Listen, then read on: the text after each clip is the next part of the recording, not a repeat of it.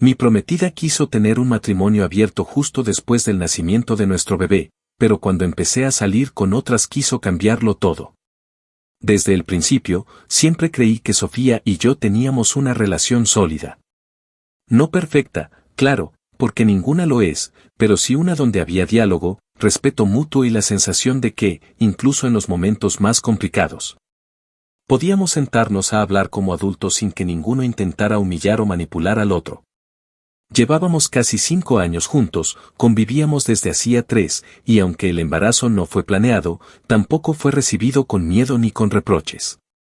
De hecho, fue durante esos primeros meses de espera cuando más unidos me sentía a ella.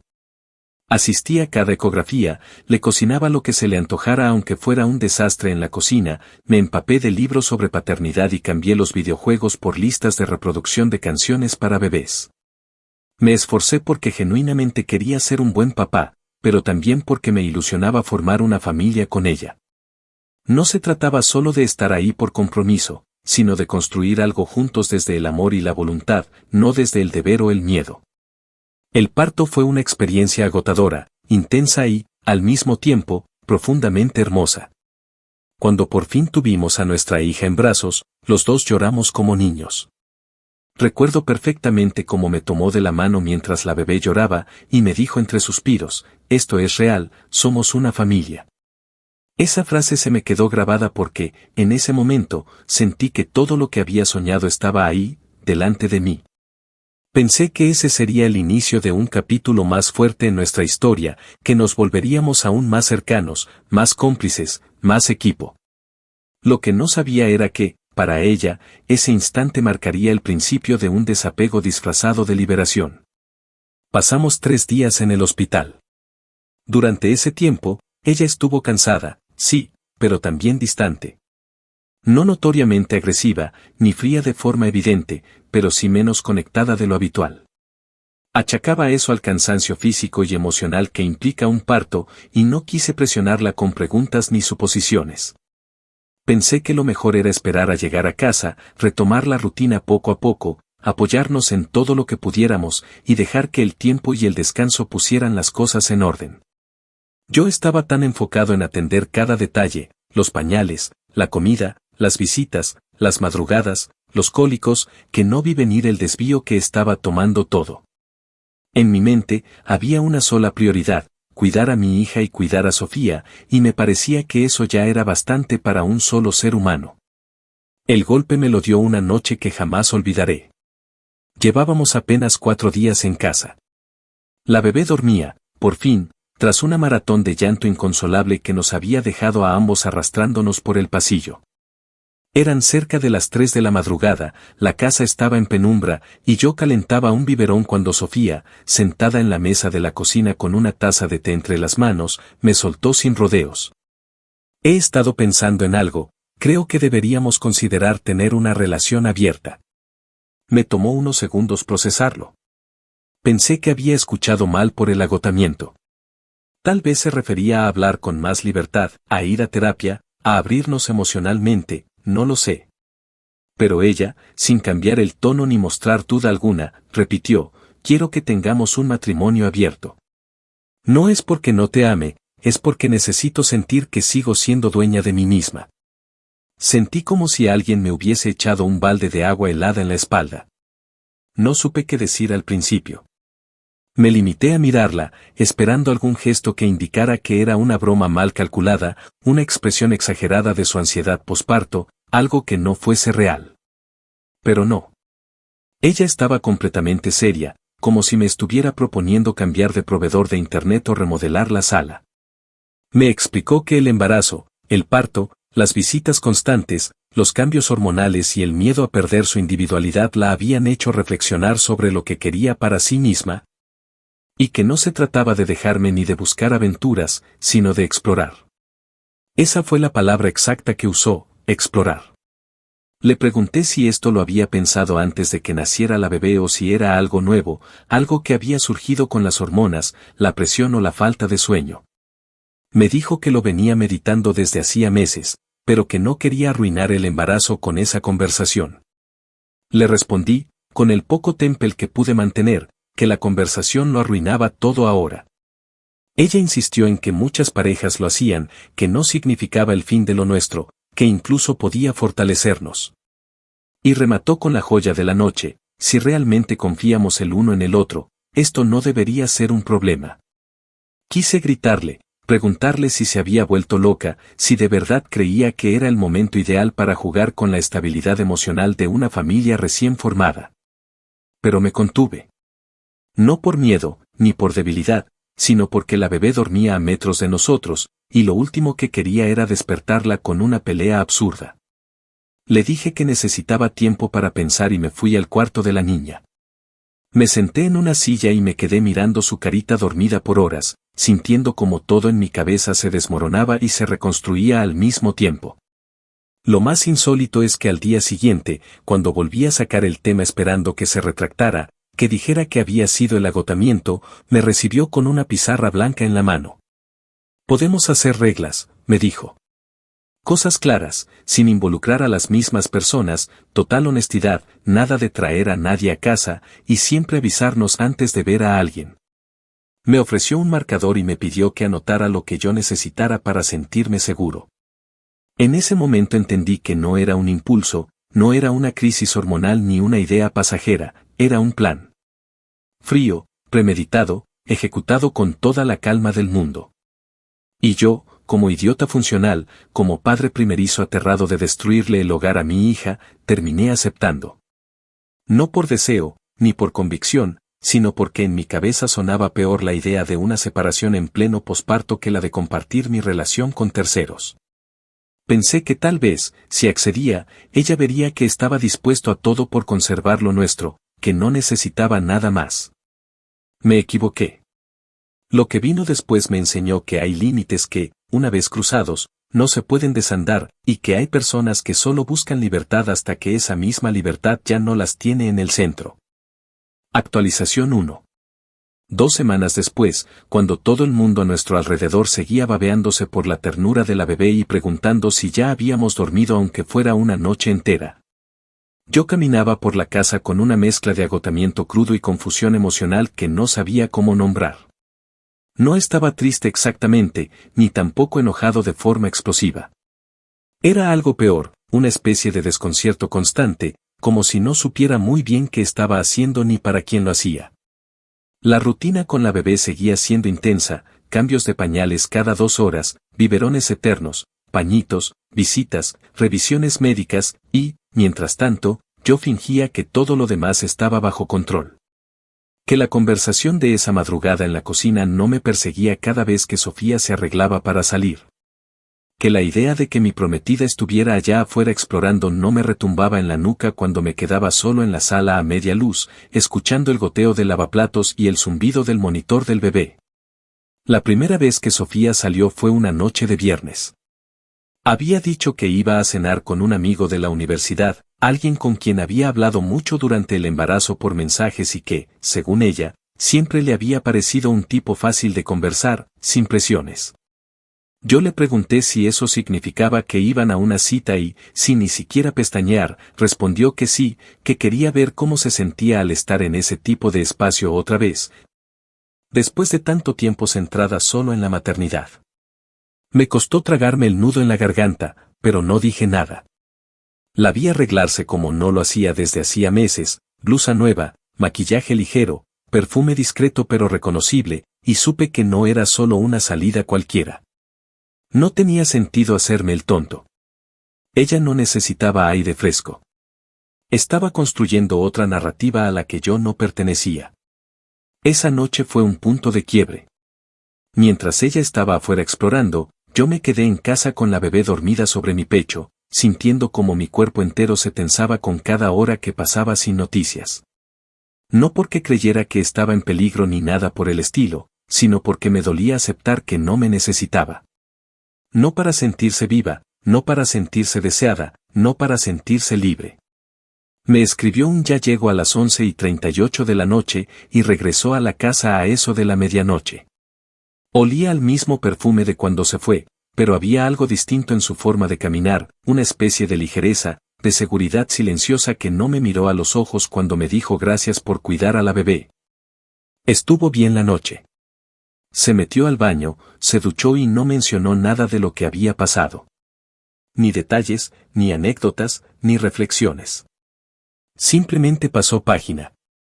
A la mañana siguiente, volvió a comportarse como si no hubiera ocurrido nada fuera de lo común. Durante esa semana, repetí esa rutina en la cabeza cientos de veces. Traté de racionalizarlo, de recordarme que había aceptado este experimento, que no podía exigir fidelidad cuando yo mismo había firmado, aunque fuera con el alma encogida. Una especie de contrato emocional que decía haz lo que necesites, yo me adaptaré. Pero lo que más me pesaba no era el hecho en sí de que ella hubiera salido con otro. Lo que me dolía era haberme convertido en una especie de sombra dentro de mi propia casa. No importaba si yo limpiaba, cocinaba, desvelaba, atendía visitas o sostenía a la bebé 5 horas seguidas sin soltarla. Mi papel se estaba reduciendo a ese, el hombre que mantiene todo andando mientras ella busca quién es fuera de nosotros. Fue entonces cuando sucedió lo inesperado. No lo busqué. No lo planeé. Ni siquiera tenía ganas de conocer a nadie. Pero ocurrió en una noche en que el cansancio no me dejaba volver a casa y decidí quedarme un rato más en la sala de descanso del hospital, donde estaba terminando un turno doble. Me senté a comer una empanada fría y a revisar mensajes sin mucho ánimo, y ahí estaba Ana, una compañera con la que ya había compartido varias guardias, siempre amable. Siempre dispuesta a hacerte reír cuando parecía que te ibas a caer de sueño. Me preguntó cómo seguía la bebé, si Sofía ya se sentía mejor, y terminó contándome que su hermana estaba pasando por una situación similar, con una pareja distante después del nacimiento del segundo hijo. Terminamos hablando más de lo que pensaba, y cuando nos dimos cuenta, habían pasado casi 2 horas. Antes de irse, me preguntó si me daba tiempo de pasar por el restaurante frente al hospital a comer algo más decente. Dudé, claro. Me sentía sucio, traidor, falso. Pero también estaba harto de fingir que todo estaba bien cuando no lo estaba. Le dije que sí. Cenamos algo simple, pero lo que realmente me alimentó fue la conversación. Hablamos sin tensiones, sin juicios, sin agendas ocultas. No hubo flirteo, no hubo tensión sexual. Fue simplemente la sensación de ser visto, de ser escuchado, de ser considerado. Y por primera vez en semanas, me fui a casa sintiéndome un poco más entero. No se lo conté a Sofía esa noche. No porque quisiera ocultarlo, sino porque supe, con una certeza brutal, que ella no estaba interesada en saber. En su mente, yo seguía siendo el mismo que aceptó sin chistar su propuesta de libertad condicional. Pero lo que no sabía era que esa misma noche, sin proponérmelo, había comenzado a despertar algo en mí que no estaba dispuesto a volver a dormir. No era rencor, ni venganza todavía. Era claridad. Una que iba a crecer con cada paso que ella diera creyendo que podía moverse sin consecuencias. Actualización 2. Un mes después, el ambiente en la casa había cambiado por completo, aunque ambos fingíamos que todo seguía dentro de lo normal. El ritmo con la bebé seguía siendo igual de demandante, pero ya cada quien se movía con una especie de autonomía silenciosa que decía más que cualquier conversación. Sofía ya no me consultaba nada sobre sus salidas, simplemente se arreglaba, me decía que tenía algo pendiente y desaparecía por un par de horas. A veces ni siquiera se molestaba en dejar la leche preparada, y yo, por costumbre, por compromiso o quizás por cobardía, lo hacía sin reclamar, como si fuera parte de una rutina doméstica ya establecida. Para el resto del mundo, éramos una pareja joven, primeriza, cansada pero feliz. Para nosotros dos, éramos una especie de trato a plazos, una cuerda tensa que nadie se atrevía a jalar demasiado por miedo a que se rompiera de golpe. No volví a salir con Ana durante ese primer mes, no porque no quisiera, sino porque necesitaba asegurarme de que lo que estaba haciendo tenía un propósito y no era solo una reacción visceral. Pero sí empecé a escribirle más. Nada comprometedor, nada fuera de lugar. Solo conversaciones que fluían de forma natural. Cómo estaba la bebé, que me recomendaba para calmarle los gases, si creía que iba a acostumbrarse alguna vez a dormir más de 3 horas seguidas. Ella siempre respondía con una mezcla de calidez y humor que me desarmaba. Me preguntaba si yo dormía algo, si comía bien, si me estaba cuidando, y esas preguntas, tan básicas, tan humanas, se sentían como un oasis en medio del desierto emocional en el que vivía. La primera vez que Ana me propuso vernos otra vez fue después de una guardia que terminó antes de lo esperado. Yo estaba tan agotado que no tenía fuerzas para volver a casa directamente. Me senté en el parqueadero del hospital, bajé el respaldo del asiento y cerré los ojos. Estaba así, en ese punto entre el sueño y la rendición, cuando ella me escribió preguntando si quería pasar a tomar un café antes de irme. Dudé, pero terminé aceptando. Me pareció inofensivo. Una conversación rápida, media hora máximo. Nada más. Pero fue más. No por lo que hicimos, sino por lo que no hicimos. Nos sentamos en un café sencillo, compartimos una tostada, y hablamos como si fuéramos dos personas que no estaban arrastrando sus respectivos desastres personales. Le conté lo básico, sin dar nombres. Que mi relación se había vuelto un campo minado, que la propuesta de abrirla no estaba funcionando como se suponía. Ella no juzgó, no opinó de más. Solo escuchó. Y cuando la conversación empezó a tocar temas que dolían, simplemente me puso una mano en el hombro y me dijo, sin dramatismos, lo que estás haciendo por tu hija, eso vale. Y no estás loco por necesitar también algo para ti. Cuando llegué a casa, Sofía estaba en la sala viendo una serie en su tablet. No preguntó dónde había estado. No me miró con curiosidad ni con sospecha. Solo me dijo que la bebé ya había tomado el último biberón y que estaba dormida. Me acosté al lado de la cuna, como hacía últimamente, y sentí ese mismo vacío. El de saber que, al otro lado del pasillo, dormía alguien que había dejado de verme como parte esencial de su mundo. Ya no había reclamos, ni peleas, ni siquiera ironías. Solo esa sensación muda de que el silencio era más fácil de sostener que cualquier conversación incómoda. Pero lo que me sorprendió fue que, apenas 2 días después de eso, Sofía empezó a comportarse distinto. Nada radical, nada que llamara la atención de inmediato. Solo gestos pequeños, se quedaba más tiempo en la cocina cuando yo llegaba, preguntaba si había dormido bien, ofrecía preparar el desayuno aunque no lo hiciera realmente. Al principio creí que tal vez estaba recapacitando. Pensé, ingenuamente, que tal vez había entendido que estábamos en una pendiente peligrosa. Pero pronto entendí que lo que sentía no era arrepentimiento, era incomodidad. No porque le pesara lo que habíamos acordado, sino porque empezaba a sospechar que yo también estaba comenzando a moverse fuera de la órbita que ella había diseñado. La sospecha se confirmó la noche en que, mientras le cambiaba el pañal a la bebé, me lanzó, sin previo aviso, la frase que venía masticando en silencio, ¿no crees que ya es suficiente con tus salidas? Tal vez deberíamos cerrar la relación. Lo dijo sin mirarme, con la voz baja, como quien intenta lanzar una idea al aire sin comprometerse del todo con ella. Me tomó por sorpresa. No por la idea en sí, sino por la forma en que lo planteó. Como si mi participación, la que había sido validada por ella misma, ahora fuera una amenaza para su control. Le pregunté si eso significaba que ella también había dejado de salir. Respondió que no, que apenas estaba reflexionando, que no había visto a nadie desde hacía un par de semanas. La forma en que lo dijo fue cuidadosa, medida. No había culpa en su voz, solo una sutil incomodidad al darse cuenta de que, tal vez, yo no estaba en pausa esperando que ella se iluminara y decidiera qué hacer con nosotros.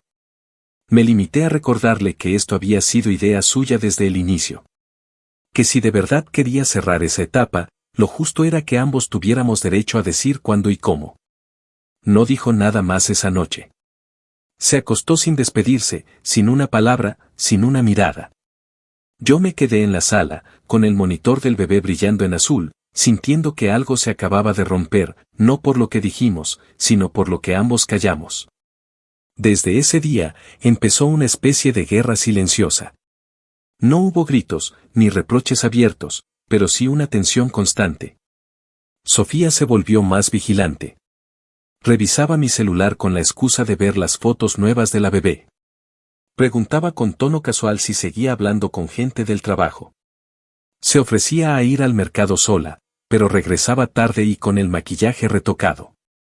Yo no la enfrentaba, no porque me faltara coraje, sino porque ya no tenía sentido discutir sobre reglas que ella misma había modificado cuando le convenía. Me estaba observando, sí, pero no porque le doliera perderme. Lo hacía porque no soportaba la idea de que yo también empezara a sentirme libre.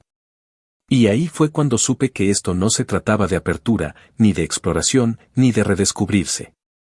Se trataba de control. Ella quería tener todas las cartas, y ahora que me había visto tomar una para mí, se dio cuenta de que ya no podía manejar el juego sola. El problema, claro, es que yo no pensaba devolverla. Porque por primera vez en mucho tiempo, empezaba a recordar quién era sin tener que pedir permiso. Actualización 3.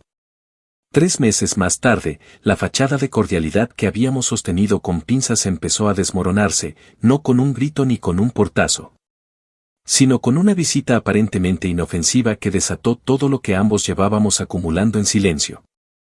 Ana vino a casa por primera vez, y no fue para verse conmigo, como Sofía insistiría después con sarcasmo, sino porque había pasado por una tienda de juguetes que estaba liquidando inventario y encontró un osito de peluche suave, blanco, con una pequeña bufanda azul. Me lo llevó durante un cambio de turno, envuelto en una bolsa con papel de regalo, y me dijo que le había parecido perfecto para la bebé. No hubo ninguna intención detrás, ni mirada insinuante, ni dobles significados. Solo un gesto amable, uno que cualquier persona decente habría recibido con una sonrisa y un gracias. Pero Sofía, en cambio, lo vio como una provocación directa, como una línea cruzada que, según ella, significaba que había traído a mi aventura al centro de nuestra vida. Ana llegó, saludó con naturalidad, le entregó el regalo a Sofía directamente, porque siempre fue respetuosa, y, tras un par de minutos, se despidió. La bebé dormía en ese momento, así que Ana ni siquiera la cargó. El ambiente fue tenso desde el segundo en que entró, y más aún cuando se fue. Sofía no dijo nada de inmediato. Se limitó a poner el osito sobre la mesa del comedor, lo miró fijamente durante unos segundos, y se fue a encerrar al cuarto. Yo me quedé paralizado frente a la puerta, esperando la inevitable tormenta, que no tardó más de 10 minutos en estallar. Salió con la mirada encendida, tomó el osito y lo alzó como si fuera una prueba de un crimen. Me preguntó si creía que eso estaba bien, si me parecía lógico que ella tuviera que ver cómo la otra traía regalos a nuestra hija. Como si yo ya estuviera armando otra familia mientras ella apenas trataba de recomponer los pedazos de la nuestra. Le respondí lo más calmado que pude, y con una frialdad que me sorprendió incluso a mí. Le dije que Ana no era la otra, que no había ninguna traición en una relación que habíamos acordado abrir desde que aún teníamos el olor del hospital impregnado en la ropa. Que el osito no significaba nada más que un gesto amable hacia una bebé que ni siquiera ella se había molestado en mirar durante días, más ocupada en sus salidas. En sus escapadas que siempre venían envueltas en la excusa de me hace bien salir un rato. Le recordé, con un tono que esta vez ya no buscaba paz sino verdad, que ella misma había traído un ramo de flores que su amigo le había dado. Que lo había colocado en la mesa de noche y se había jactado de que por fin alguien se acordaba de sus gustos. Y que yo, en ese entonces, no hice ninguna escena. Me limité a oler las flores, poner agua limpia y seguir con mi día. Pero ella no quiso escuchar. Me acusó de ser hipócrita, de esconder cosas, de usar la figura de Ana para vengarme de ella por haber sido honesta desde el principio. Me dijo que no quería que nuestra hija creciera viendo que su padre metía a cualquier mujer en su vida como si nada, que el hogar debía ser un lugar seguro. Esa fue la palabra que usó, seguro. Y ahí perdí toda paciencia. Le pregunté qué tan seguro le parecía haber soltado la idea de abrir la relación cuando yo no tenía ni una semana durmiendo más de 3 horas por noche. Qué tan seguro era para una bebé vivir con una madre que tomaba decisiones impulsivas y luego se hacía la víctima cuando el otro simplemente actuaba bajo las reglas que ella misma había escrito. Ella solo me miró con rabia, con una rabia silenciosa que ya no tenía salida. Dormimos en cuartos separados esa noche, y durante varios días después, no volvimos a tener una conversación real. Solo intercambios mecánicos, quien cambia a la bebé, quien compra pañales, quien lleva la ropa a la lavandería. El resto del tiempo, éramos dos desconocidos compartiendo el mismo espacio, respirando el mismo aire, pero con corazones que ya no latían en sincronía, ni siquiera en paralelo. Ella dejó de salir. No me lo dijo directamente, pero lo noté. Ya no se arreglaba con la misma dedicación, ya no revisaba su celular con la ansiedad de antes. Pero no era porque quisiera volver a acercarse. Era porque se sentía traicionada de una manera que ella misma había permitido, y no sabía cómo recuperar el terreno que creía suyo por derecho. Una semana después del incidente con el osito, Sofía me propuso hablar. Se sentó frente a mí en la sala, con la bebé dormida en el Moisés, y me dijo que pensaba que había sido un error abrir la relación. Que había creído que eso la haría sentirse más libre, pero que en cambio solo la había descolocado. Me miró con los ojos vidriosos, como buscando en mí al hombre que estaba antes del embarazo, antes de las noches sin dormir, antes del experimento fallido. Me dijo que, si de verdad me importaba la familia que estábamos construyendo, debíamos volver a enfocarnos, cerrar el capítulo, comprometernos de nuevo.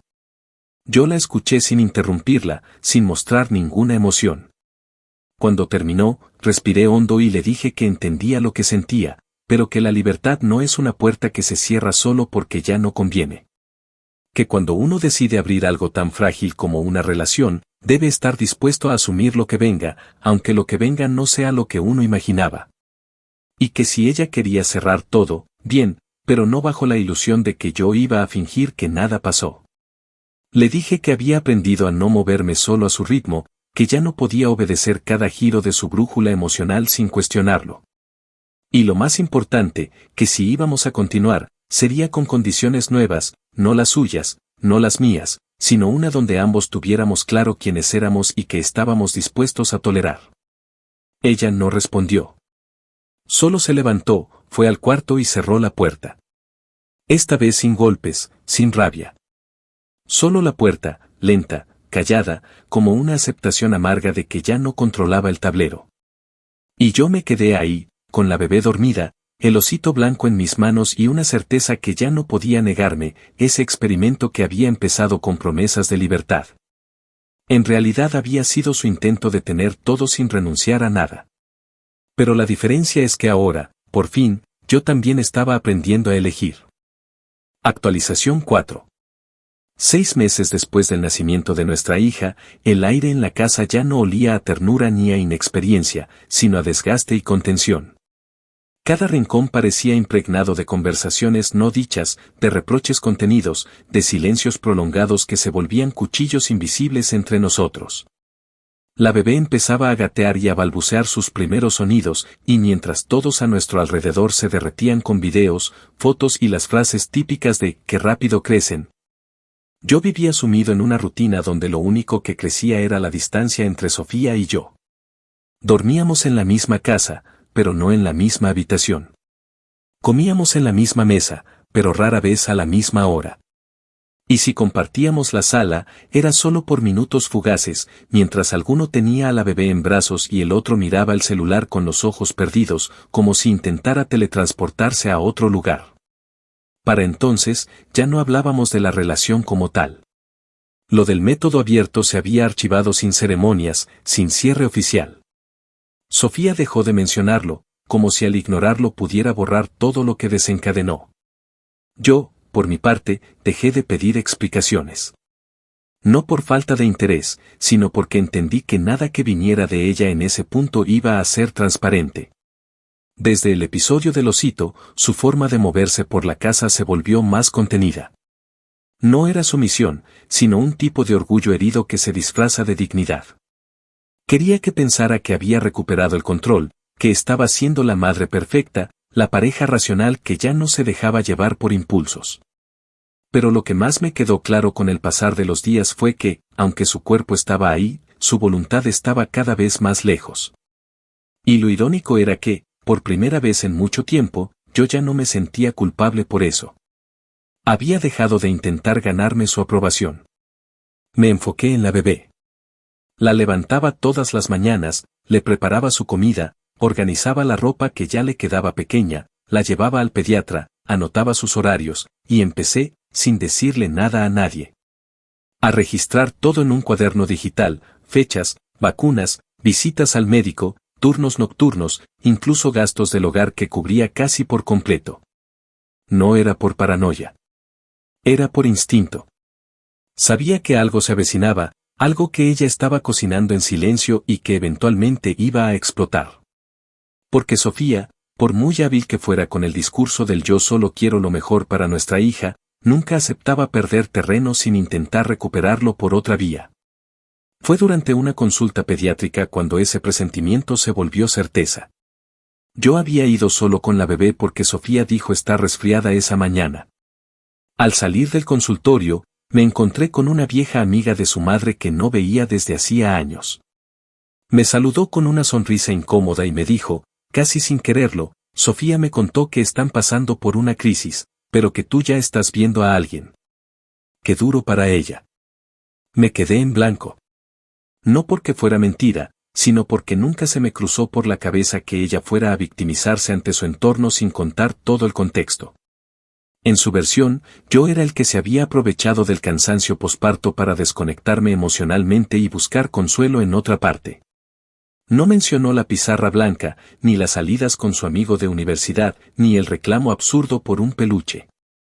Solo su propia narrativa, cuidadosamente pulida para que todo encajara como víctima de una relación que no la valoró. Esa noche me senté frente al computador y escribí un correo largo. No para enviárselo a ella, sino para mí. Fue mi primer borrador de una estrategia. Consulté a un abogado que había conocido gracias a una paciente, un hombre serio, sin adornos, que me explicó con calma lo que implicaba estar en una unión libre con una hija en común, un inmueble a mi nombre y una situación de convivencia tensa. Lo que me dejó claro, sin rodeos, fue que debía protegerme. Que todo lo que no estuviera documentado sería difuso si algún día esto llegaba a tribunales. Y que el hecho de que no estuviéramos casados legalmente jugaba a mi favor siempre y cuando tuviera pruebas de mi rol como cuidador activo, de que no había abandono ni negligencia, y sobre todo, de que el hogar era mío antes de que ella se instalara ahí de forma permanente. Comencé entonces a recolectar todo lo que pudiera respaldar eso.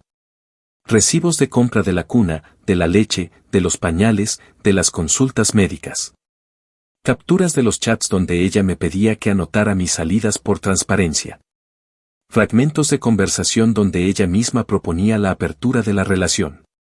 Conversaciones con su familia donde asumía que se había equivocado, pero que no sabía cómo retomar el control.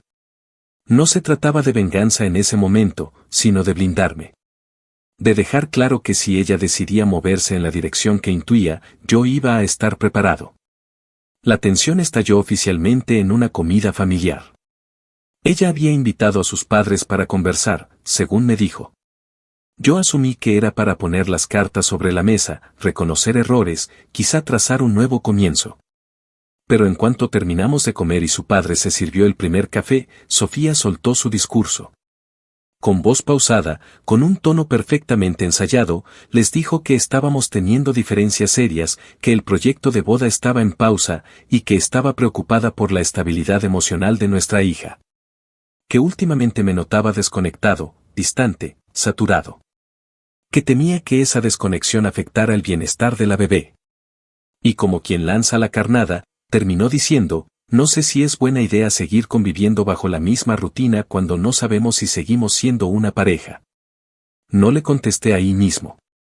Me limité a mirar a sus padres, que ya venían con la cabeza llena por su versión distorsionada, y asentí con una calma que parecía impropia. Les dije que entendía sus preocupaciones, que el bienestar de la bebé era también mi prioridad y que me parecía bien repensar los términos de la convivencia. Que, por mi parte, no tenía objeción en posponer la boda si eso ayudaba a enfriar tensiones. Ella me miró con sorpresa, como si esperara una confrontación que no llegó. Y ahí supe que la verdadera batalla iba a ser en otro terreno. Que si ella quería seguir manipulando la percepción de todos a su alrededor, yo iba a hablar con pruebas, con documentos, con acciones concretas. Porque ya no me interesaba recuperar su respeto. Lo que me interesaba era recuperar mi paz. Esa noche, por primera vez en mucho tiempo, dormí profundamente. Y no porque creyera que lo peor había pasado, sino porque por fin tenía claro que el siguiente movimiento me iba a pertenecer. Y esta vez, no lo iba a desperdiciar. Actualización 5. 9 meses después del nacimiento de nuestra hija, lo que alguna vez fue un hogar cargado de planes, ternura y complicidad, se había convertido en un espacio donde cada rincón parecía habitado por una versión rota de nosotros. La boda, que originalmente se había planeado para ese mes, ya no era siquiera tema de conversación. Los vestidos, los anillos, los menús, los invitados, todo eso quedó archivado en un rincón del closet y del corazón. Pero lo más significativo fue que ya no había ni siquiera simulacro de pareja, éramos dos adultos cumpliendo funciones logísticas alrededor de una bebé hermosa, que merecía mucho más que ese aire denso. Ese ambiente tenso en el que cada conversación parecía un campo minado. Sofía seguía adelante con su rol de madre, pero cada vez con menos presencia emocional.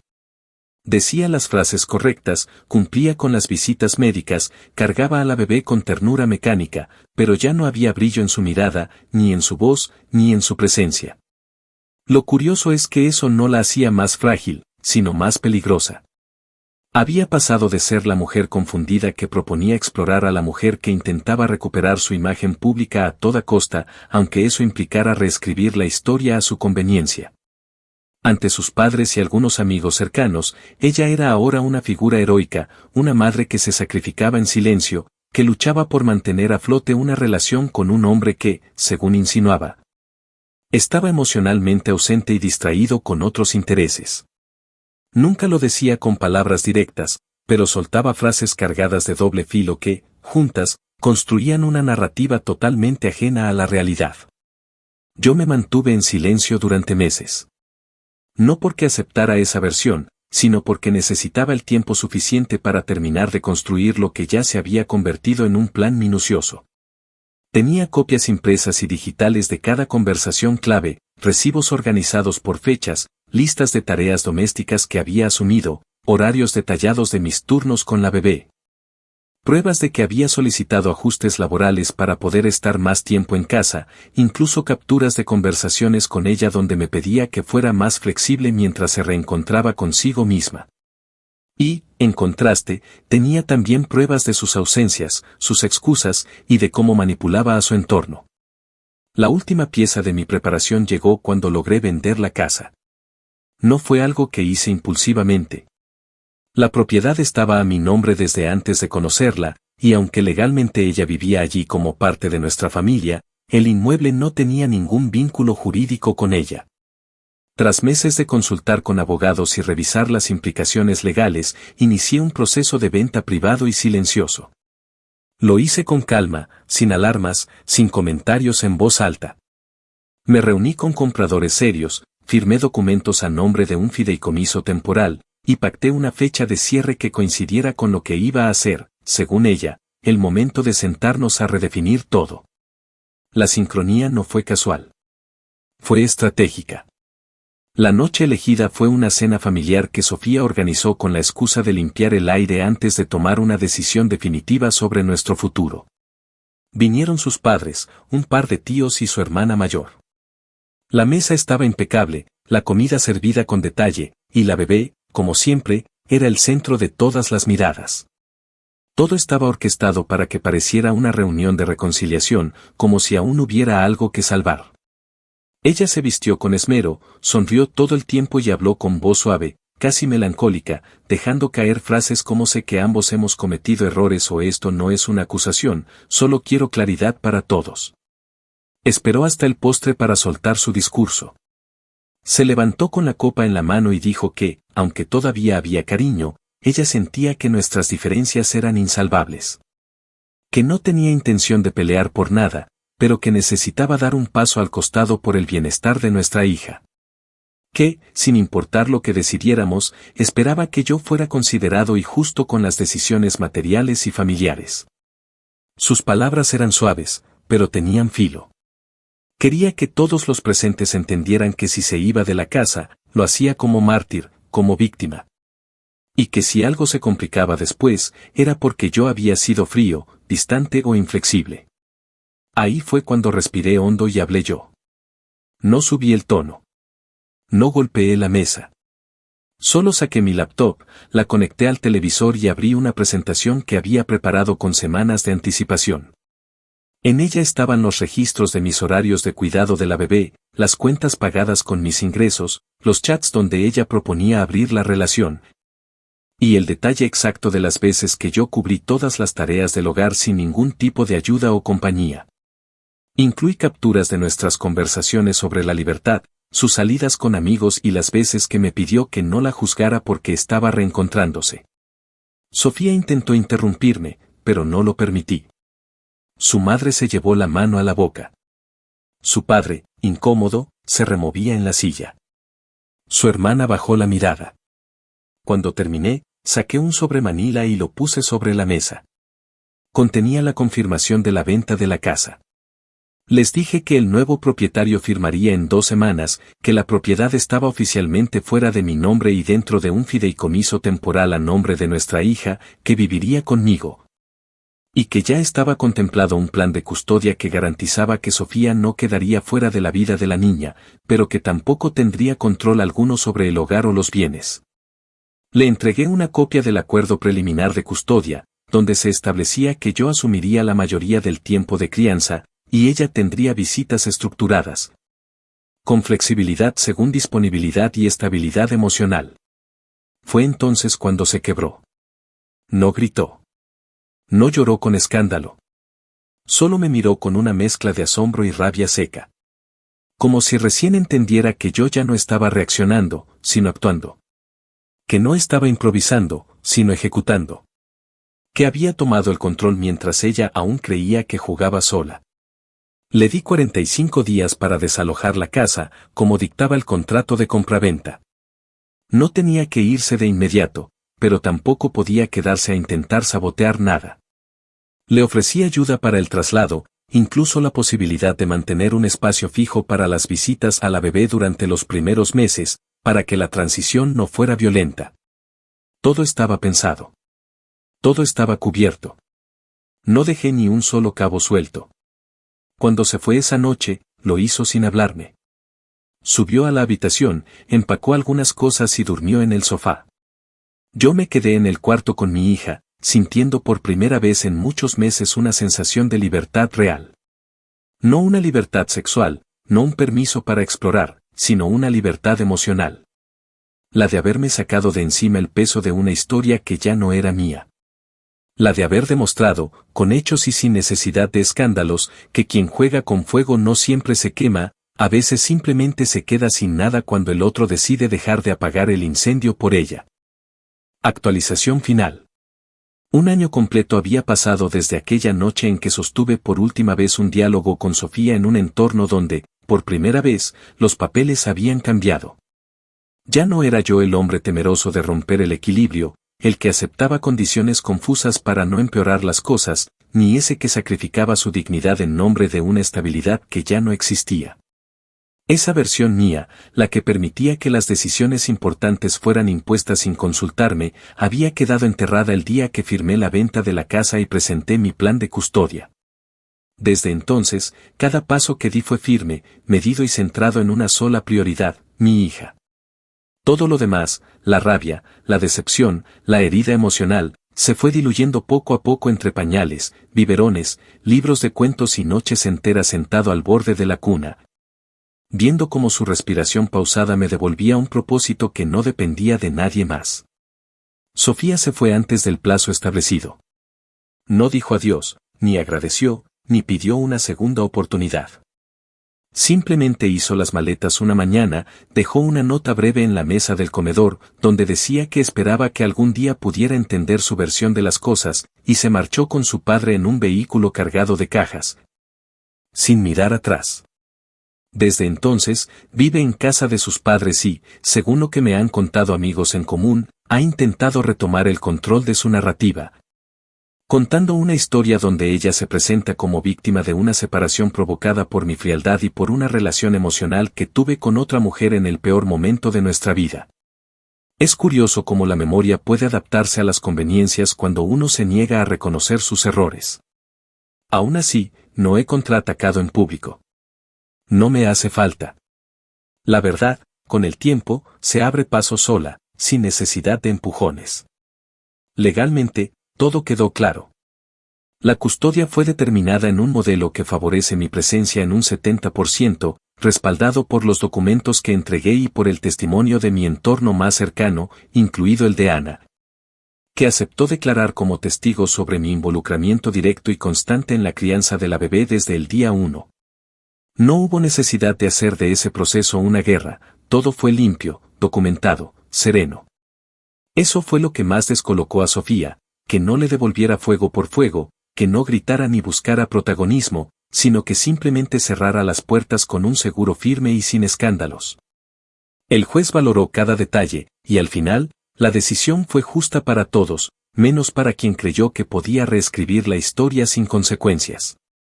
Ana y yo no somos pareja, y nunca lo fuimos.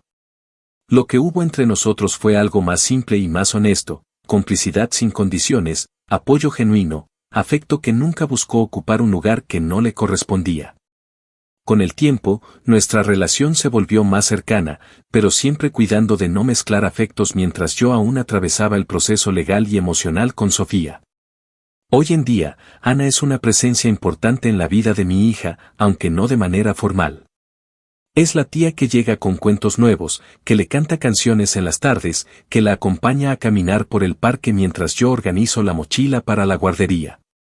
Nunca empujó por un título, y creo que justamente por eso, se ganó un espacio que nadie le podrá quitar. Yo, por mi parte, decidí alejarme de todo lo que me recordaba a esa etapa confusa. Vendí la casa, pagué el crédito, y con lo que sobró, abrí una cuenta de ahorros exclusivamente a nombre de mi hija. Ese dinero está intocable, blindado, pensado para su educación, su futuro, su bienestar. Me mudé a un apartamento más pequeño, en un vecindario tranquilo, donde nadie me conoce como el tipo al que le rompieron la relación con una propuesta ridícula, sino como el papá que camina cada mañana con una niña sonriente colgada al cuello. Trabajo media jornada en el hospital y la otra mitad desde casa, en tareas administrativas. Logré negociar una estructura laboral flexible que me permite estar presente sin dejar de cumplir. No es fácil, claro que no, pero la paz que se respira en esta nueva rutina no se compara con ninguna comodidad que haya tenido antes. A veces, mientras le doy de comer o la acuesto en su cuna, me descubro pensando en todo lo que pasó con Sofía no como una tragedia, sino como una lección brutal y necesaria. Entendí que amar no significa permitirlo todo. Que el sacrificio, cuando es unilateral, no es nobleza, es rendición. Que si alguien necesita explorar, debe hacerlo sin destruir lo que otro está intentando construir con el corazón en la mano. Y sobre todo, entendí que hay batallas que no se ganan enfrentando al otro, sino alejándose de quien ya no merece estar cerca. Sofía sigue reclamando espacios.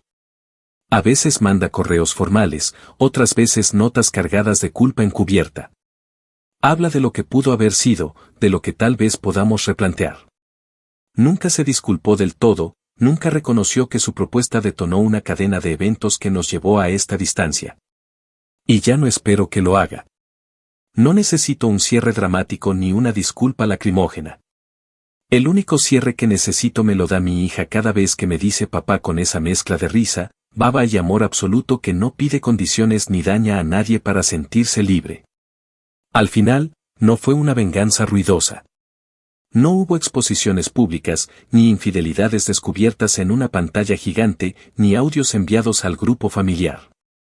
Lo que hubo fue algo mucho más silencioso y definitivo, una consecuencia directa. Ella propuso vivir sin límites, y lo hizo creyendo que nunca perdería el control.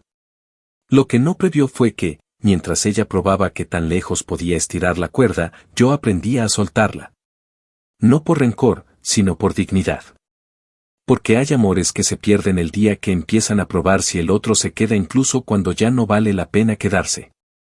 Y yo, por primera vez en mi vida, supe cuándo levantarme de la mesa antes de quedarme a ver cómo todo ardía por segunda vez.